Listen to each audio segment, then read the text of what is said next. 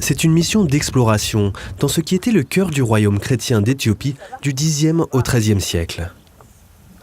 Ces chercheurs français et éthiopiens tentent d'éclairer cette période méconnue du pays. Ils sont à la recherche de stèles funéraires, des pierres gravées et oubliées depuis des siècles. La présence de ces stèles va bouleverser l'histoire jusqu'alors admise de cette région pour des raisons bien précises. Ce sont des tombes musulmanes. Non, elle est dans le bon sens en fait celle-ci. Simplement elle est posée à l'horizontale la pierre. Mais elle est en place.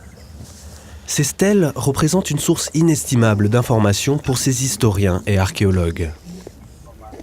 Pour une région comme ici où on manque cruellement de dates précises pour essayer de placer dans le temps des évolutions, des communautés, etc. Là, d'un seul coup, on a une sorte de coup de projecteur avec toute une série de dates très précises qui nous permettent de dire, à ce moment-là, en cette année-là, en cette décennie-là, il y avait donc une communauté présente à cet endroit-là puisqu'elle y a enterré ses morts. Je pense qu'on a tout en fait, les amis. 1, 2, 3, 4, 5, 6 lignes, je pense qu'on a l'intégralité.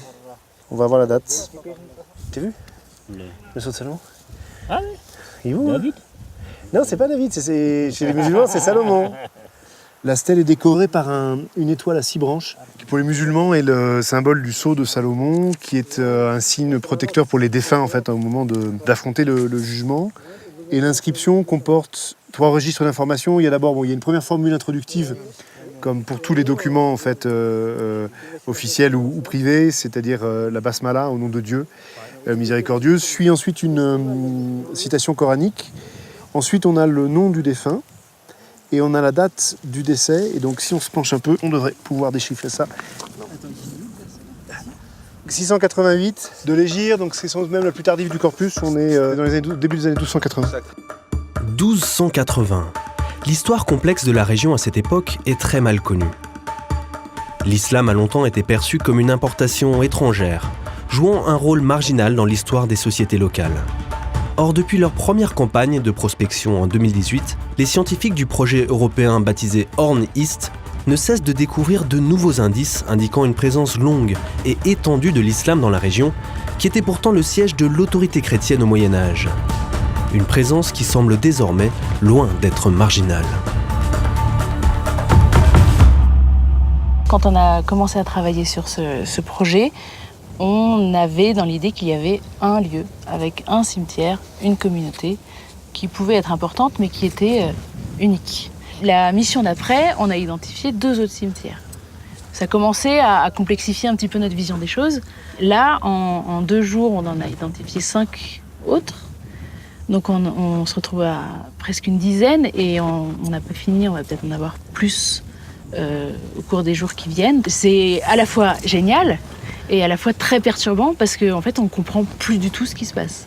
On a sur un espace très proche des cimetières répartis un peu partout. Les sites d'implantation de ces cimetières ne relèvent pas non plus du hasard. Nous sommes au Tigré oriental, une région d'Éthiopie qui a servi de carrefour important de routes caravanières au Moyen-Âge. Ces routes reliaient les pays des rives de la mer Rouge au haut plateau éthiopien. Une partie de cette histoire est même révélée par les stèles. Certaines indiquent que le défunt ou ses ancêtres venaient de contrées lointaines.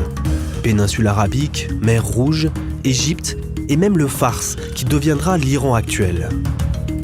Cette articulation, ces échanges entre monde chrétien et musulman font que cette époque était déterminante dans l'histoire du pays et aussi dans l'histoire de toute la corne de l'Afrique. Si les scientifiques dépendent autant de ces rares stèles gravées pour comprendre cette époque, c'est tout simplement parce qu'il manque de sources. La documentation sur l'islam éthiopien avant le XVIe siècle, donc pour la période dite médiévale, est très parcellaire et les documents produits par les communautés musulmanes dans la région sont très rares puisqu'ils sont au nombre de 3. Et si on compare par exemple à la production à la même époque en Égypte, c'est incomparable puisqu'en Égypte, ils produisent des milliers et des milliers et des milliers de manuscrits et des milliers de textes, des bibliothèques entières. À partir du moment où on n'a que 3 textes qui nous parlent de ces communautés, 3 textes sur 6 siècles, c'est très très peu, on est obligé d'aller chercher ailleurs les informations. Mais comment trouver dans une vaste région d'Éthiopie des cimetières oubliés depuis plus de 600 ans ? L'équipe va s'appuyer sur le savoir des communautés musulmanes actuelles. On est dans une région d'Éthiopie qui est très majoritairement chrétienne, mais où il y a donc aujourd'hui des communautés musulmanes, dont on ne sait pas d'ailleurs si elles sont les héritières directes de celles dont témoignent ces cimetières et ces inscriptions après lesquelles nous courons, mais qui malgré tout connaissent très très bien effectivement leur territoire et qui sont les seuls à même de nous amener sur place. Il y a clairement ici une connaissance intracommunautaire des sites associés aux communautés musulmanes. Aujourd'hui, l'équipe explore Abera, un cimetière qui a été identifié l'an dernier. Chaque stèle retrouvée augmente considérablement le corpus de sources pour l'étude des historiens. Mais cette présence de nombreux cimetières dans la région soulève un autre problème à résoudre. On n'identifie nulle part des zones d'habitat qui pourraient être identifiées par la présence de céramique, par exemple.